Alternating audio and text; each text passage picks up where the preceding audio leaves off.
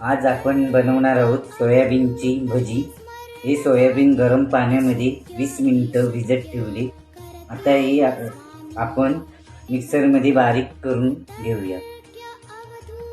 Soybean आता आपण मिक्सरमधून बारीक करून घेतले आहे। आता भजीसाठी लागणारे साहित्य, आपण बेसन घेतलं आहे, धना पावडर, कोथिंबीर, बारीक चिरलेली मिरची, अद्रक, कांदा लसूण मसाला आपल्या आवडीनुसार आपण टाकू शकतो, लाल तिखट आणि हळद। आता आपण हे मिश्रण सगळं मिक्स केलं आहे। आता आपण भजी करायला घेऊया।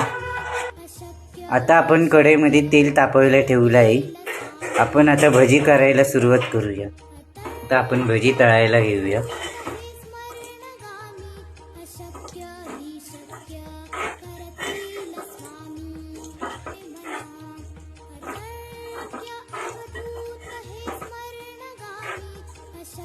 सोयाबीनच्या भजी रेडी झाल्या आहेत तळून।